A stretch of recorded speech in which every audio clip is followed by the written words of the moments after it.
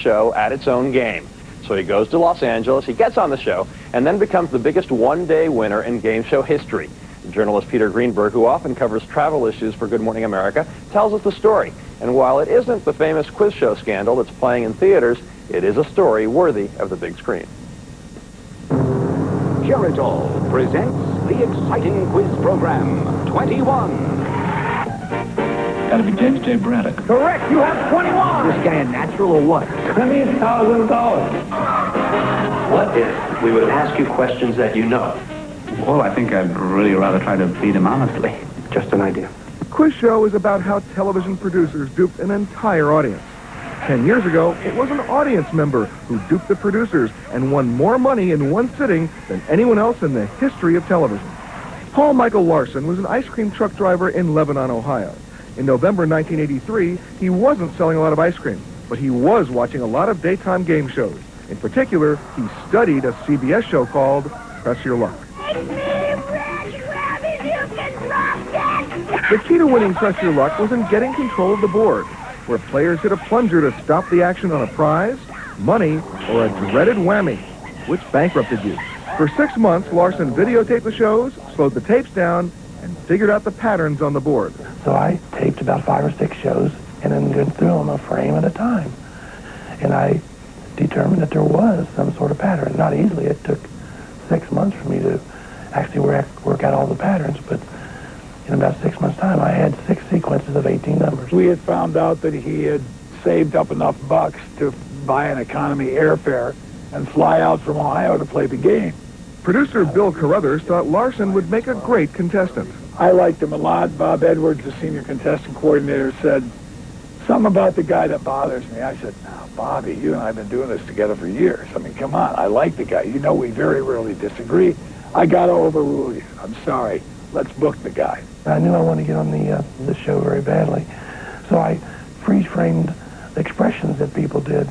Woo, woo, you know, whatever it looked like that attracted these people. Michael Larson. How are you, Michael? Hit a whammy on his first spin, and then hit 1,250, had 2,500 bucks. Not a big score for round one. So we go to commercial, come back. We come back to the next Q&A, and all of a sudden the guy comes out of the bushes. Stop at $4,000. 18,136. Michael. At this point, host Peter Tomarken knew something was up. So he would wait for the pattern he had memorized to come up and would go bip, bip, bip, boom.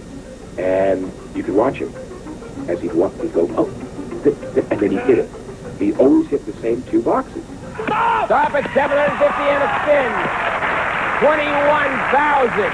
And he kept going. And about the 8th or 9th spin, I turned to the associate director, Rick Stern, and I said, he's got us. I went in and had to shoot the moon, so to speak. I decided at that point I would go for 100,000. And you just kept going? Just kept going. 45 spins in a row I went without a whammy. And the board spun. Stop. Another 2,000, another 3,000, another 4,000. Now, there was a studio audience? Yes. What was their mood? Maniacal.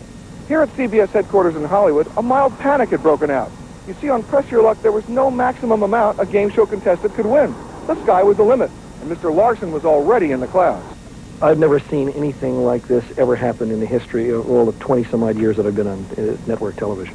So once it was discovered what he had done, we knew there was nothing wrong. He beat the system. 4,000. I figured, well, one thing I could do, as soon as the show's over, I could basically redo my contract and talk to Larson, because obviously CBS wasn't going to be in charge anymore.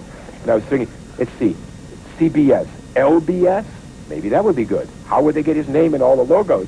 And theoretically, you see, he didn't have to stop. He could have kept, I mean, he could have owned the network.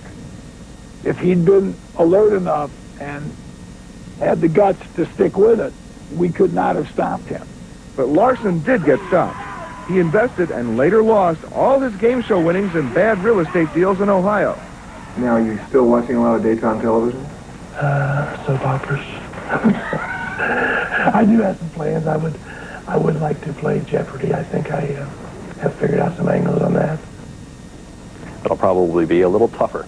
Altogether, Paul Larson won $110,237, $104,000 of it in cash. Not bad at all for a day's work. Coming up,